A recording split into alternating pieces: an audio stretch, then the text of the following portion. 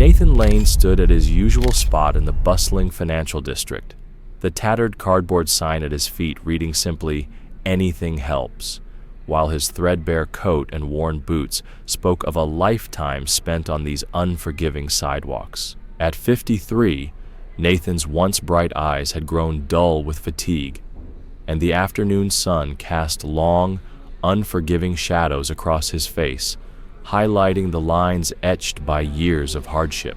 Just beyond him, glass-fronted office towers glittered in the light, housing suits and briefcases that moved in an unending tide, so focused on their phone calls and coffee runs that Nathan himself might as well have been invisible.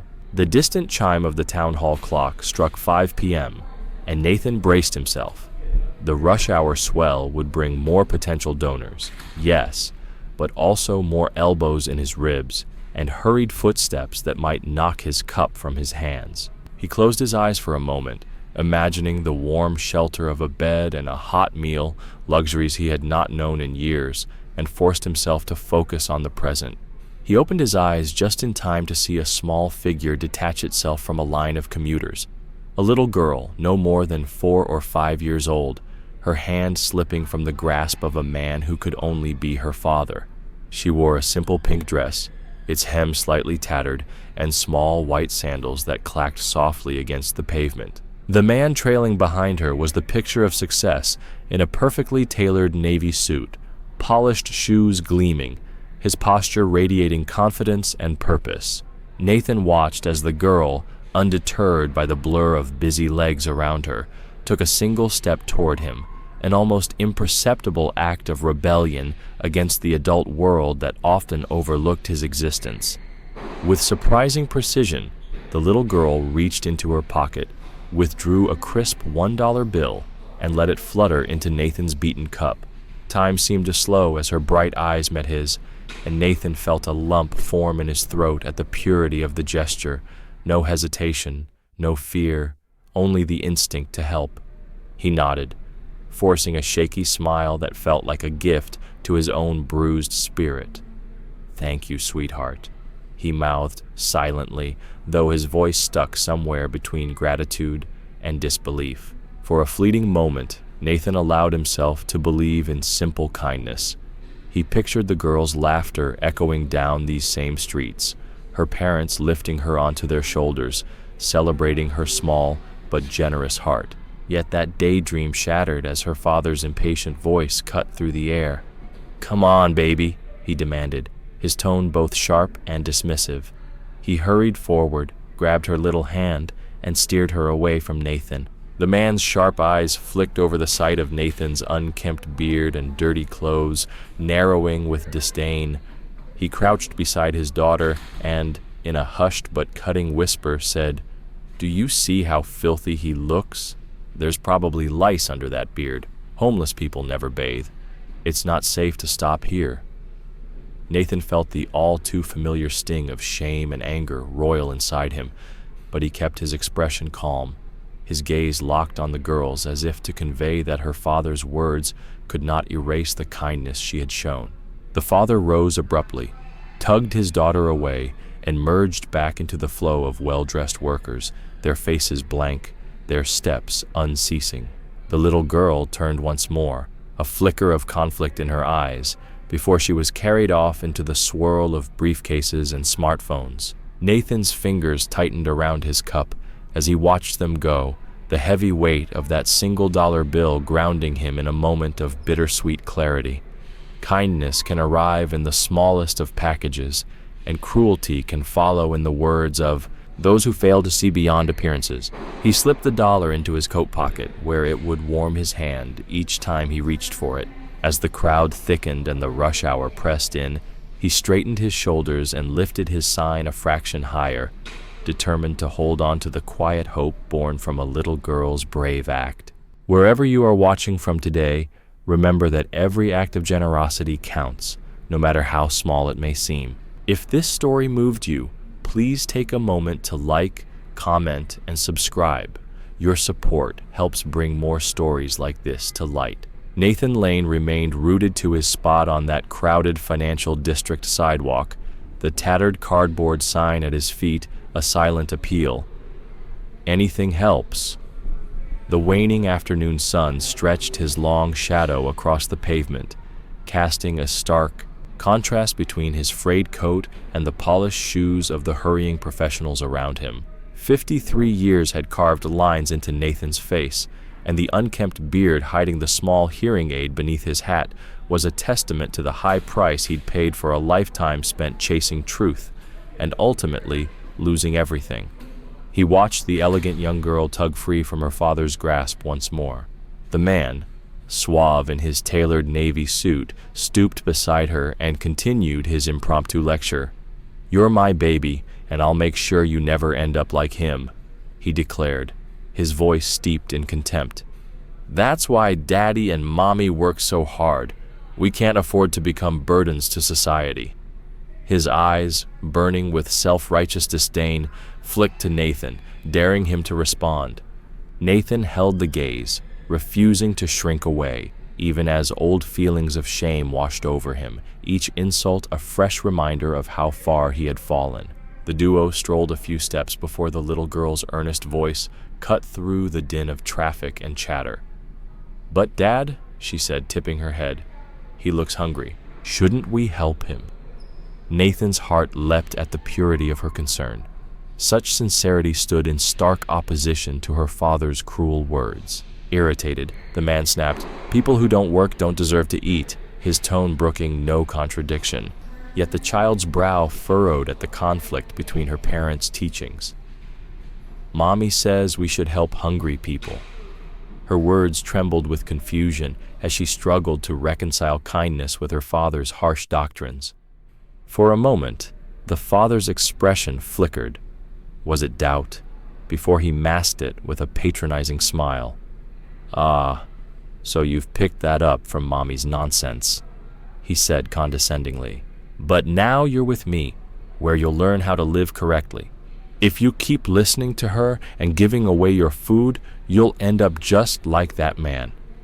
Nathan felt the old ache, but beneath it bloomed a quiet sadness as memories of his former life surged to the surface. Back when he'd been Nathan Lawrence, a promising investigative journalist on the verge of exposing corruption at the highest levels. One disastrous assignment had drawn the wrong crowd, and the fallout had cost him his career, his home, even his family's love. He reached absent-mindedly to rub the small bump behind his ear. The hearing aid that, once granted by a grateful nonprofit, still whispered the world's sounds into his ears. A lifeline on days like this. The realization that years of dogged pursuit for truth had led him here struck him anew. He'd traded boardrooms for begging bowls, headlines for handouts. As father and daughter faded toward the building's revolving doors, Nathan watched through the glass as a uniformed guard and a poised woman in a crisp white blazer greeted them. Moments later, the doors swung open again, and the trio re-emerged. Only now the guard's grip on the woman's arm was unmistakably firm, the woman's stilted posture betraying reluctance. An unsettling knot formed in Nathan's chest. His instincts, honed by years uncovering layers of deception, told him this was not a family outing, but something darker, a reluctant captive escorted by a hired hand. His pulse quickened. What could he, a homeless street beggar, do to help? Still, he knew that sometimes even the smallest intervention could tip the scales. He straightened, lifted his sign once more, and called out in the quiet, cracked voice that had narrated countless pleas, "Excuse me." The guard glared, but the woman's eyes flicked toward Nathan, a silent plea shimmering in their depths. Gathering his courage, Nathan stepped forward, voice firm. "Ma'am, are you okay?" The guard barked an order to move on, but the woman hesitated, her nails digging into her blazer pocket as if seeking an escape. The little girl, still clutching her father's hand, turned and peered at the scene, confusion knitting her brow. Nathan offered them a gentle nod, mouth-forming words of reassurance. Sirens wailed faintly in the distance, mixing with the city's roar. In that swirl of sound and motion, Nathan realized that compassion could be contagious.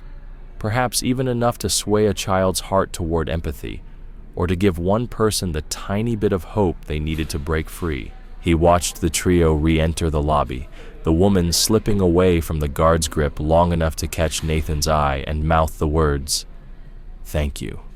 Then the doors slid shut. Nathan folded the borrowed dollar from the girl's first generosity into his coat, his most treasured currency, and knew that no matter how rough the streets or how unkind the world, small acts of kindness and brave words could still echo across dividing lines. He adjusted his hat, squared his shoulders, and prepared to move on, carrying with him the knowledge that even a life stripped bare of comforts could still harbor the power to make a difference. Nathan froze as the sleek black limousine vanished around the corner, its polished body gleaming one last time before disappearing into the afternoon traffic. The glob of spit on his cheek stung, but it was the echo of the rich man's threat and the little girl's tearful confusion that weighed heaviest on his heart.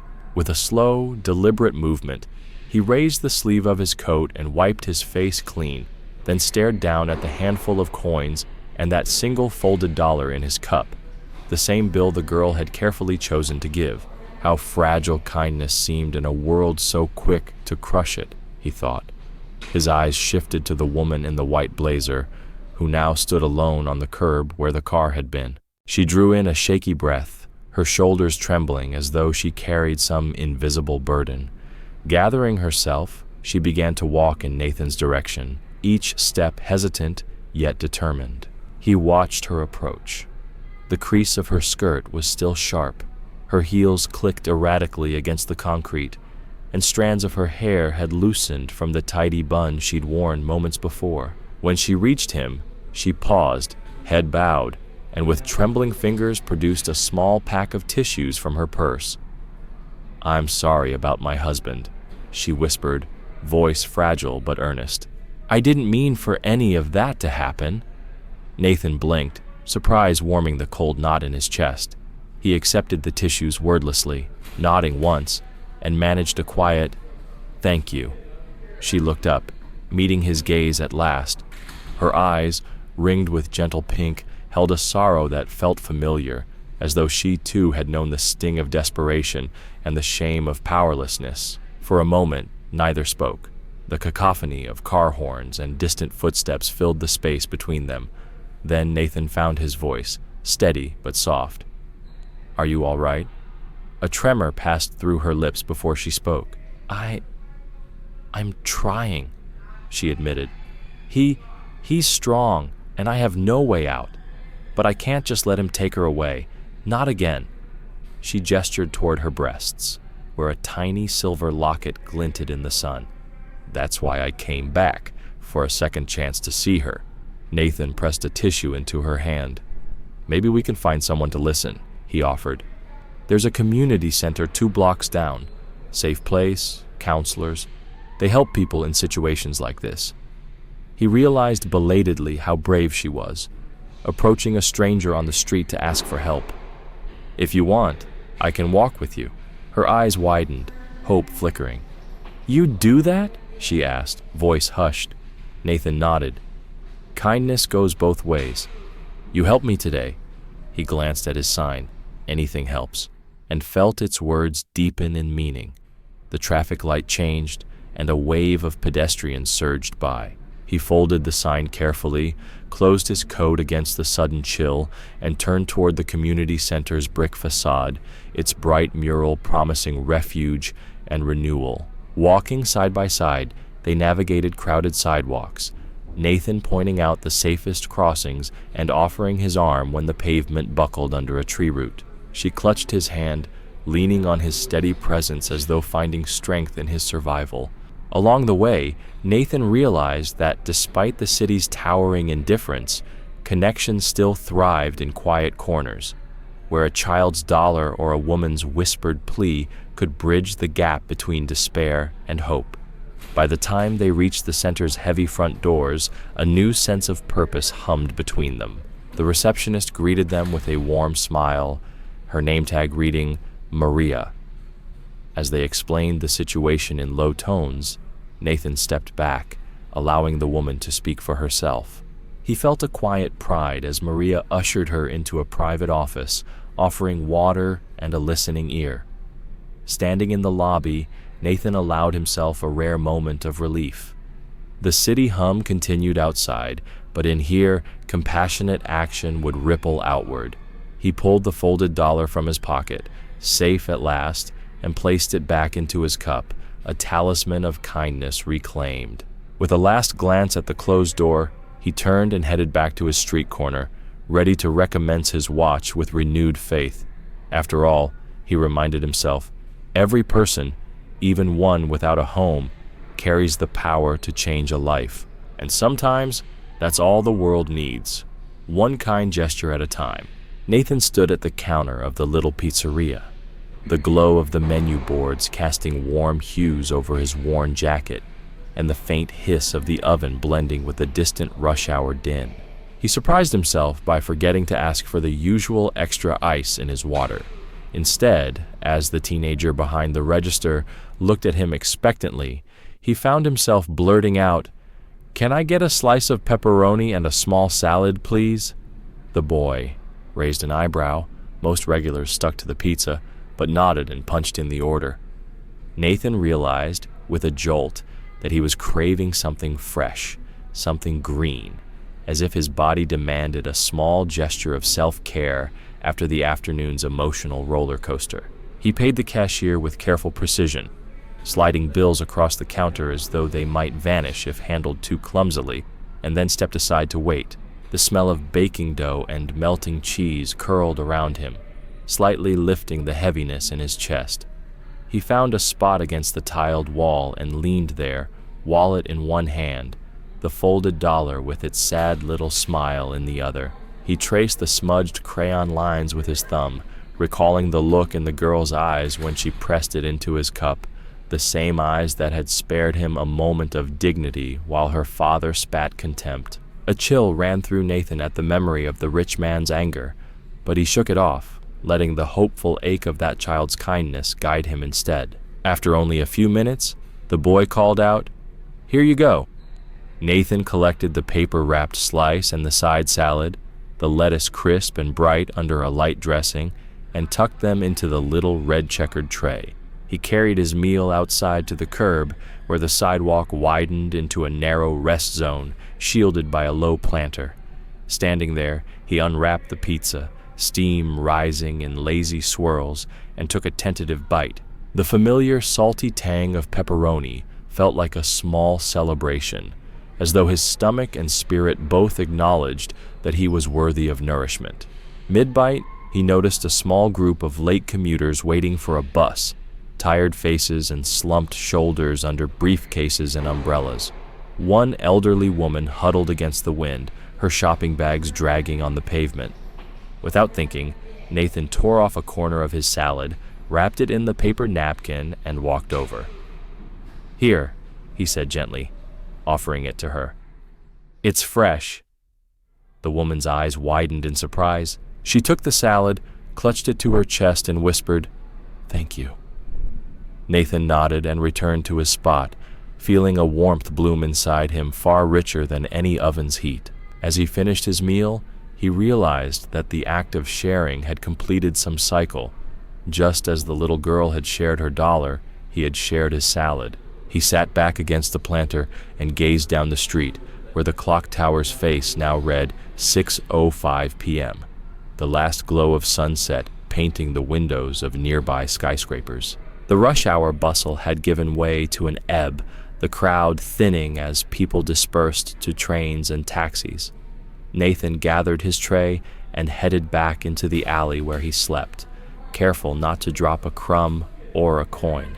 When he reached his modest nook beneath the awning, he placed the empty tray beside his cup, folded the little sign, "Anything helps," and tucked it under his jacket.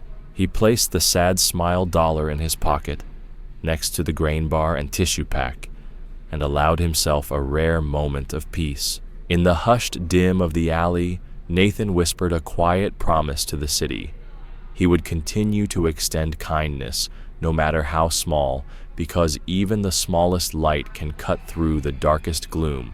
If you found Nathan's story meaningful, please consider subscribing and sharing this video, because in a world that rushes by, every act of goodwill deserves to be seen and celebrated. Nathan closed his eyes and turned his back to the street, pressing his face against the rough texture of the brick, willing sleep to claim him before the chill of the night crept deeper into his bones. As the hum of distant traffic faded into a dull roar, his mind drifted back through the day's strange events: the little girl's gentle offering, her father's scornful tirades, the mother's desperate outburst, and the guard's heavy hand on her arm, the limousine's polished surfaces, and the sudden commotion. It all swirled together in his thoughts, like storm clouds gathering on the horizon. In that uneasy, half-dream state, Nathan imagined himself seated across from the woman in the white blazer at a small kitchen table, sharing coffee and grain bars, her voice trembling as she told him how she'd tried to protect her daughter for months, how she feared her husband's influence was growing darker by the day. He saw the child's wide eyes again, that curious glint of compassion despite her father's teachings, and he vowed silently that if chance ever brought them together again, he would do everything in his power to help them break free from that gilded cage. Morning light seeped in through a crack at the top of the awning and fell across Nathan's face. He blinked awake to the distant clang of a garbage truck and the muffled thump of footsteps as early commuters rushed past the alley entrance. He sat up slowly, wrapping his threadbare coat tighter around his shoulders, and surveyed the few possessions still at his side: the begging cup with its solitary sad smiley dollar, the empty coffee cup, the cost of a night's rest in this unforgiving city. And tucked away in his pocket, the granola bar the woman had pressed into his palm, waiting patiently for the day's first moments. He knew he needed to move before the lunch crowd arrived on this particular block.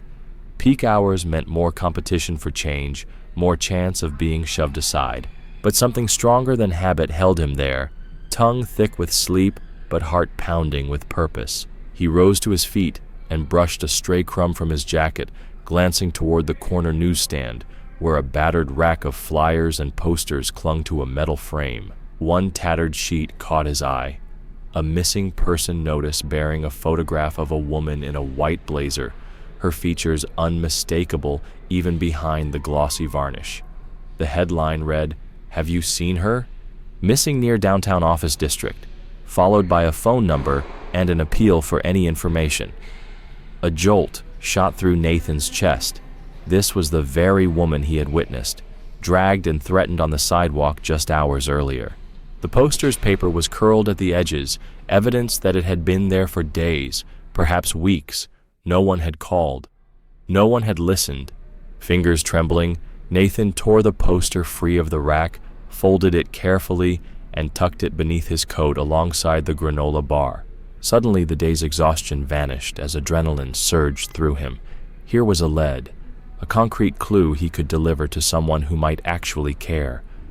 He strode from the alley onto the main thoroughfare, his boots echoing on the pavement, weaving through the sparse mid-morning crowd, heading once more toward the police station, but this time not as a supplicant, not with vague suspicions and a dollar bill, but armed with proof that this woman was missing, that she was in danger, and that her daughter's safety hung in the balance. Crossing the street with resolve, Nathan rehearsed his explanation. "I'm not playing the vagrant. I'm not here for free coffee. I have evidence." He pictured the young officer's smirk as he had been shoved out the door, and the older detective's mocking laughter. Now he would not let them shirk responsibility. As he reached the station's glass doors, he paused, heart hammering, and placed the missing person poster face up against the reception desk window before pushing inside. The same young officer looked up in surprise. This time Nathan pointed to the flyer. "This woman's missing," he said firmly, voice echoing in the sterile lobby. "I saw her.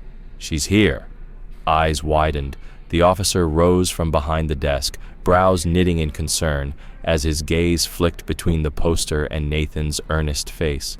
Before he could speak, the older detective appeared behind him, rubbing sleep from his eyes. The younger man tapped the flyer and then Nathan's shoulder. "You saw her?" he asked, tone no longer dismissive. Nathan nodded, recounting the details in brisk sentences. How the guard manhandled her, how her husband threatened her, how the little girl had been used as leverage. His words tumbled out, fueled by purpose, no longer colored by embarrassment or self-doubt. The older detective's lips pressed into a thin line. Without a word, he took the poster and flicked his radio mic to life. "We have a new lead on a missing adult female. Last seen in front of Pizzeria Bravo at 5:30 this morning, possibly in custody of spouse. Dispatch a unit." The room seemed to hold its breath as the station sprang into motion. Nathan watched, chest tight, as officers gathered evidence forms and radioed patrol cars. At that moment, he realized that invisibility could be shattered with a single act of courage, and that even a man without a home might still wield the power to save another. Moments later, a uniformed sergeant approached Nathan, offering a name badge and a handshake. "Thank you for this," she said quietly, eyes meeting his with genuine gratitude. "We'll follow up immediately." As she disappeared behind the doors marked Detective Bureau, Nathan felt a wave of relief wash over him. Relief not born from expectations of reward, but from the certainty that he had spoken up when it counted.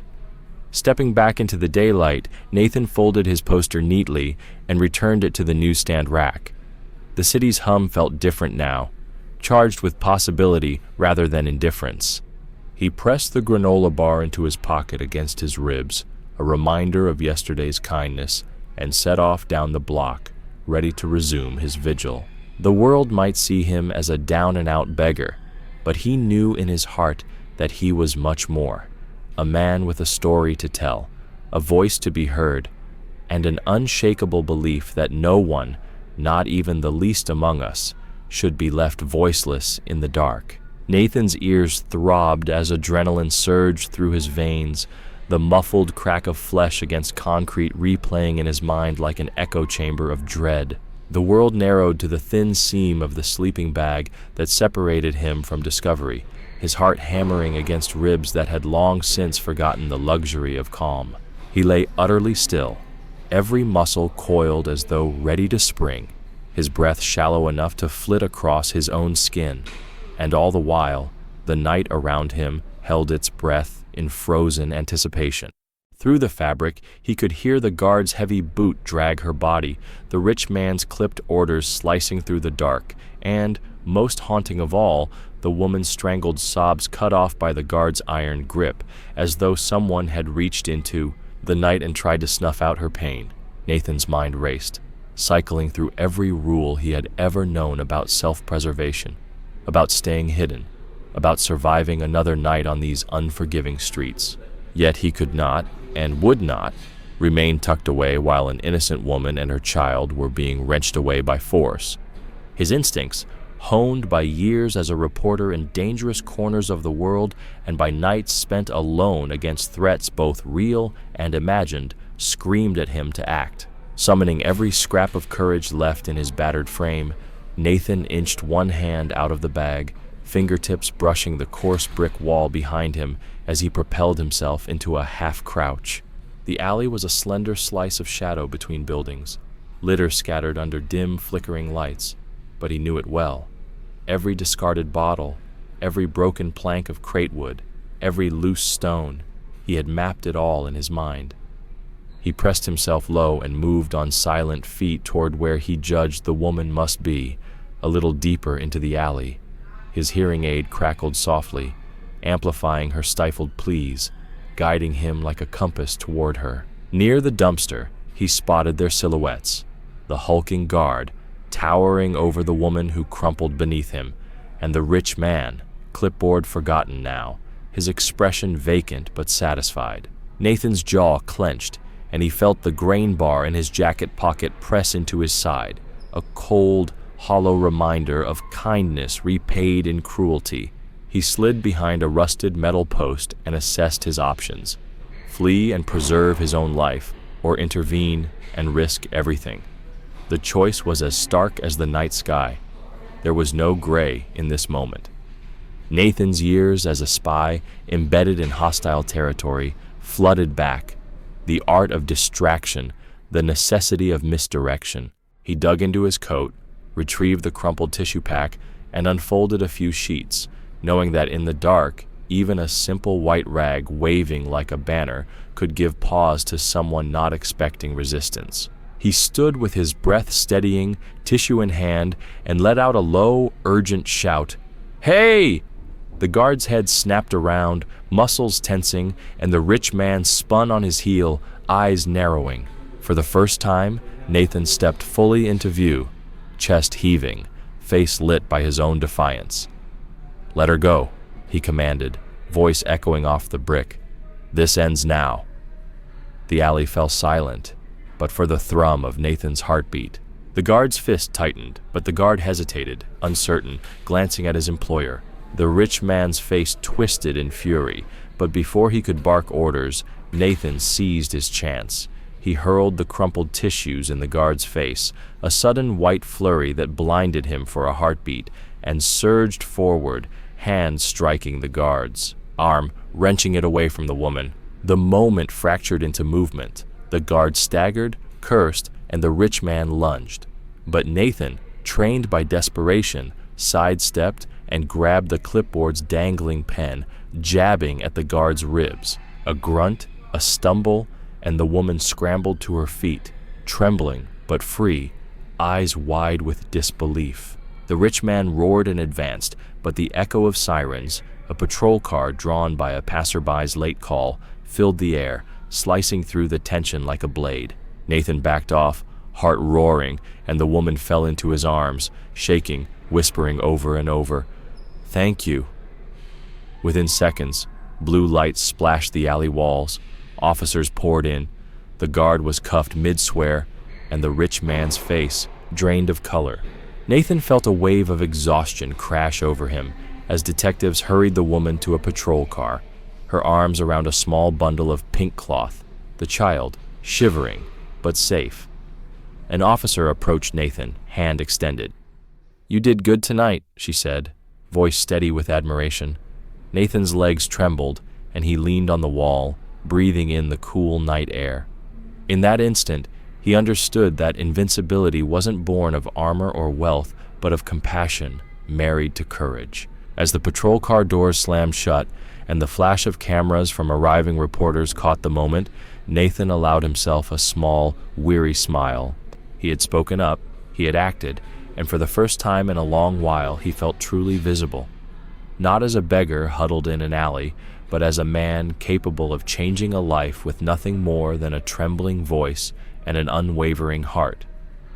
Detective Reeves nodded grimly as he folded his notepad and turned toward the ER doors. "Thank you," he said to Nathan, his tone stripped of earlier suspicion. "We'll let you know as soon as we have any news." As the detective slipped inside, Nathan remained in the sterile waiting area, the acrid scent of disinfectant stinging his nostrils. A nurse approached, glancing at his coat splattered with alley grime and the anxious worry etched into his features. "Mr. Lane?" she asked softly. When he nodded, she handed him a clean hospital gown and directed him toward the adjacent observation room, an impersonal space with hard plastic chairs and a curtained partition. Nathan changed quickly behind the curtain, the thin gown doing little to ward off the chill of the linoleum floor.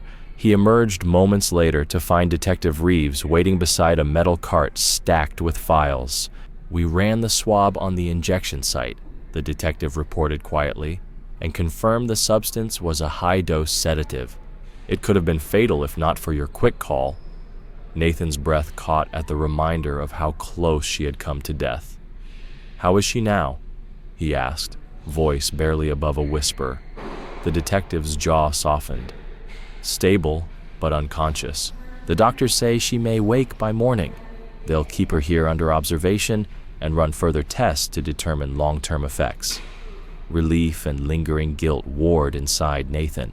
He sank into a chair, replaying each moment of the evening, the syringe, her collapse, the frantic 911 call. By speaking up, he had bought her a chance to live and to one day reunite with her daughter. He closed his eyes, leaning back, and allowed himself a rare moment of exhaustion. A gentle knock brought him back. A middle-aged nurse with a reassuring smile peeked around the curtain. "Excuse me, Mr. Lane, would you like to see her?" Nathan stood, heart hammering. She led him past the bustling nurses' station to a private room where Isabel lay on a hospital bed, monitors beeping steadily. Tubes led from her arm, and her chest rose and fell with mechanical precision. Nathan approached her bedside and gently took her hand. Even in unconsciousness, her skin felt warm. He pressed his forehead to hers. "You're safe now," he murmured. "I'm sorry this happened to you." Behind him, Detective Reeves entered quietly. "We learned from her phone records and ID that Mrs. Isabel Navarro is a software engineer and single mother," he explained. "She and her husband share legal custody of their daughter, Vivian, but he's a high-profile executive with powerful connections. We've got enough here to press charges: assault with a deadly weapon, unlawful restraint, attempted murder." The sheer gravity of that charge settled over Nathan like a benediction. The woman's abuser would finally face justice. Over the next hour, Nathan provided a formal statement, detailing times, physical descriptions, and his own fears for his safety. Reeves watched him carefully, at first with a professional detachment, then with a growing respect for the man who had refused to look away. "You did exactly what any decent person should have," Reeves said as he signed Nathan's report. "You saw a crime, and you acted." Nathan offered a small, tired smile. "Thank you," he whispered. By the time he left the hospital, the first pale light of dawn was filtering through the city streets. He slipped back into his coat and stepped out into the quiet calm of early morning, the usual bustle still hours away. In his pocket, his fingers found the folded dollar with the sad smile. No longer just a token of childlike generosity, but a symbol of how a single act can cascade into something far greater. He carefully refolded it and tucked it back, a quiet talisman against the darkness. Nathan made his way toward the park near the station, where he often paused to rest between spots. On a bench beneath a budding cherry tree, he sat and watched the world awaken. Joggers passed by, parents walked toddlers in strollers, and shopkeepers flipped open their storefronts. In that gentle renewal, he sensed a parallel to Isabel's story, wounded but healing, ready to wake and rebuild. Pulling his coat tighter, Nathan closed his eyes and breathed deeply. He knew that nothing would ever erase the brutality he had witnessed, or the pain Isabel would carry even after she recovered. Yet he also knew that in speaking out, he had reclaimed a piece of his own dignity and purpose. He was more than a witness. He was a catalyst for justice, a guardian for those too vulnerable to defend themselves.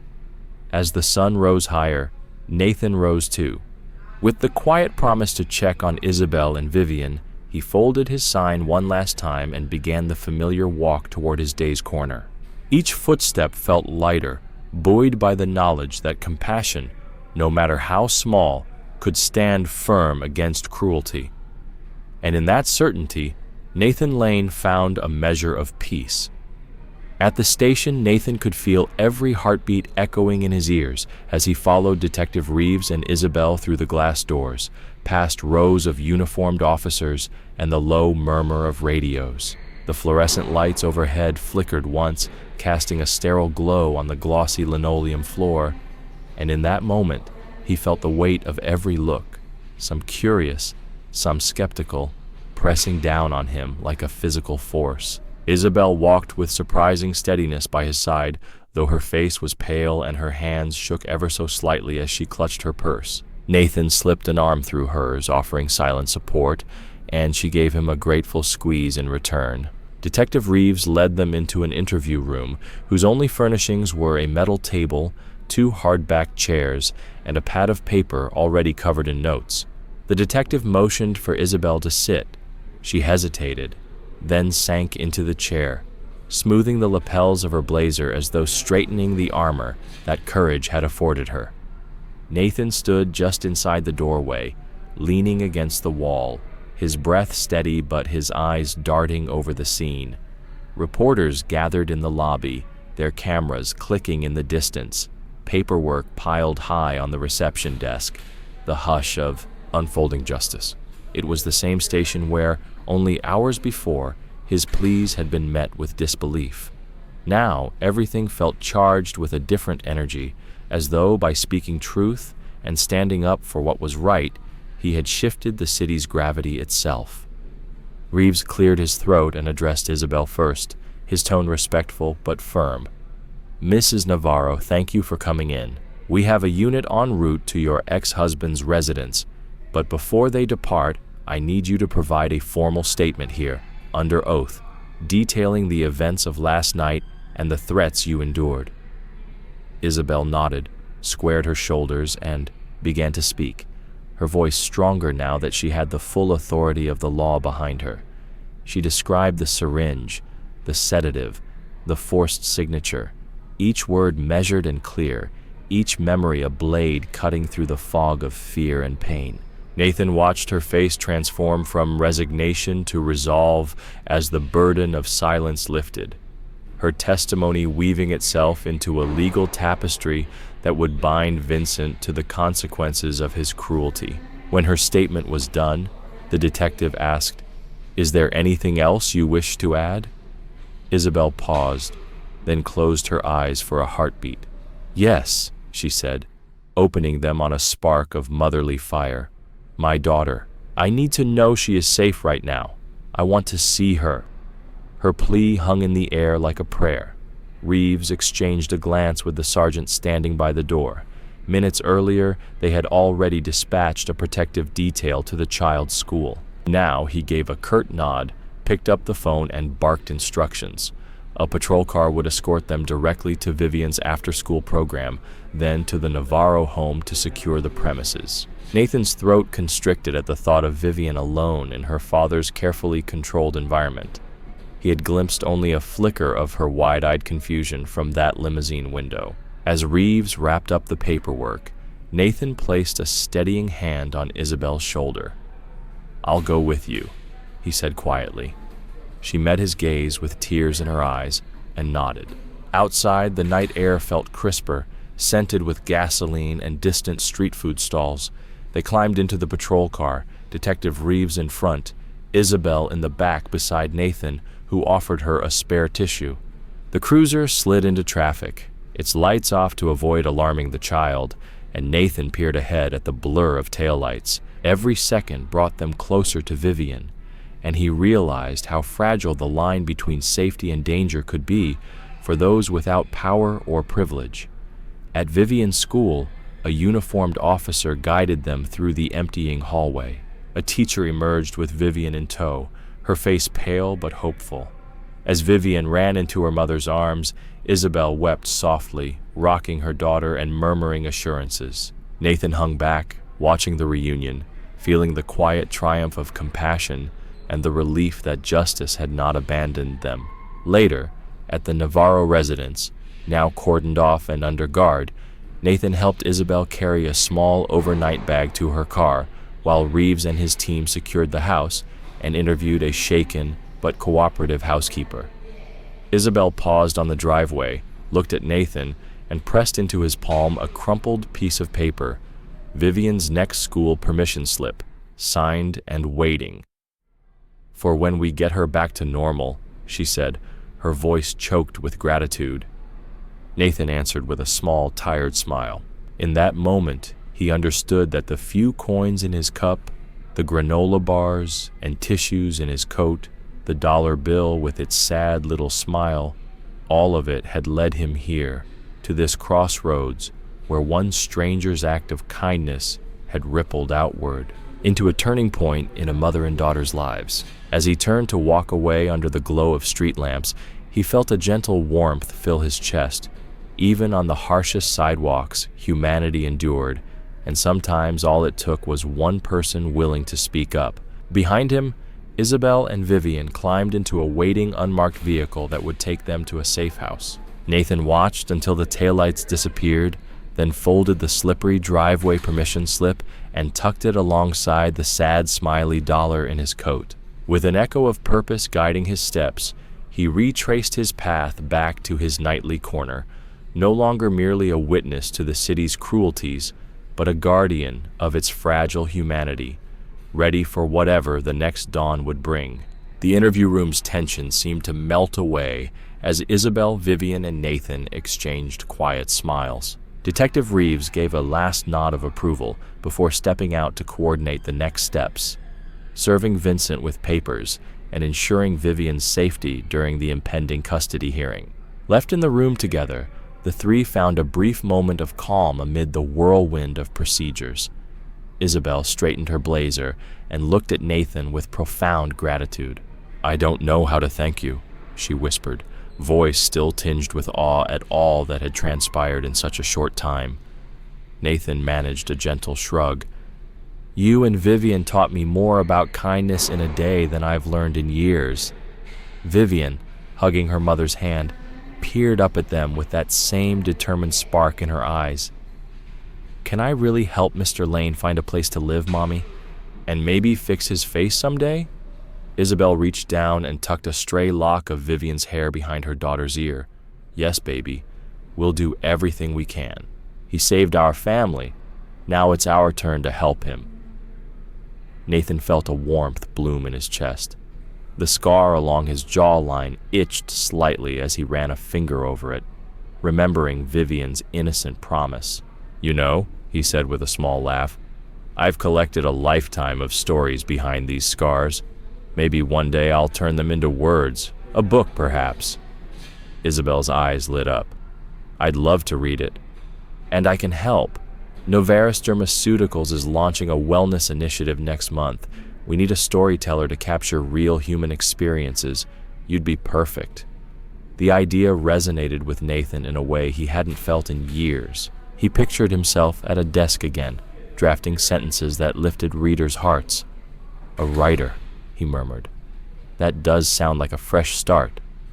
The social worker, Ms. Margaret, peeked back into the room. "Everything's set for Vivian's temporary guardianship to be formalized, and detectives are about to head to Mr. Moneri's residence. If you're ready, Mrs. Navarro, we can escort you and Vivian safely to your apartment." Isabel stood, wrapping Vivian in her arms for a quick embrace. She looked at Nathan, her eyes shining. "When this is all over, you must visit us. I insist you accept that apartment. My safe house is ready and waiting." Nathan nodded, emotion catching in his throat. "Thank you," he choked out. "More than you know." As they left the station, the early evening air felt soft against Nathan's face. He inhaled deeply, letting the promise of new beginnings fill him. Across the street, a pair of reporters lingered, their cameras switched off until Detective Reeves gave them the go-ahead. For now, media silence allowed the family's privacy to be respected. In the back of the unmarked car, Vivian pressed her forehead against her mother's shoulder, clutching the pad of coloring books and crayons. Isabel brushed Vivian's hair and whispered, "You were so brave tonight, baby." Vivian's voice was muffled but clear. "I just wanted him to see that kindness matters, Mommy." Isabel kissed her daughter's head. "You did more than that, sweetheart. You helped us win." Nathan watched them through the tinted window, imagining the bright apartment that awaited them, sunlit rooms, fresh linens, a writing nook by the window for him, and a cozy corner for Vivian's art. He pictured laughter and hope blossoming there, and for the first time in a long while, he believed it. When they reached the apartment building, a modest brick structure in a quiet neighborhood, officers stood guard at the entrance. They ushered Isabel and Vivian inside, then led Nathan to a small studio unit reserved in his name. The walls were freshly painted in warm neutrals, and sunlight slanted through a broad window onto polished hardwood floors. A simple sofa, a small dining table, and a desk by the window gave the space a welcoming feel. Isabel pressed a set of keys into Nathan's hand. "This is yours," she said softly. "Take your time settling in. If you need anything, food, clothing, help with job connections, Novaris will support you. Nathan's throat tightened. I don't know what to say. She squeezed his arm. Just say yes. Vivian tugged at Nathan's sleeve. Will you stay for dinner? Mommy makes the best spaghetti. Nathan looked at the pair, mother and daughter bound by love, determination, and a spark of justice that had set everything right, and felt the weight on his shoulders lift. He managed a full smile, the kind that touched his eyes and warmed his heart. Yes, he said, I'd love that. As the door closed behind them, Nathan set the keys on the desk and walked to the window, gazing out at the city lights that once felt so harsh and indifferent. Now they glowed with possibility. The night's terrors, the syringe, the spine-chilling cries, the desperate struggle, had been met with courage and compassion. A broken family reunited, a daughter safely in her mother's arms, and a man once invisible now offered a place to call home. Nathan ran his hand through his hair and brushed his beard, feeling the scars beneath. They would remain, for they were chapters of his story that shaped him, but he also saw new pages waiting to be written, stories of kindness returned, of justice served, of a life rebuilt from ruins. He turned from the window as footsteps approached down the hallway. Isabel and Vivian appeared carrying cookware and laughter in their eyes. In Vivian's hand, her drawing pad flashed the red smiley dollar bill artwork she had carefully preserved. Nathan nodded. Dinner? She grinned and held out her hand. Dinner. Together, they stepped into the warm glow of the tiny kitchen area. Beyond the narrow countertop lay the living room and the sleeping alcove, all poised to become the scene of shared meals, shared stories, and a new family forged by the unexpected kindness of strangers. Tonight, Nathan would eat his first home-cooked meal in years. Tomorrow, he would begin writing again, begin sharing his story, just as he had helped bring someone else's back to light. In that quiet apartment, hope was no longer a distant memory. It was a real, living thing, ready to guide each of them toward a brighter tomorrow.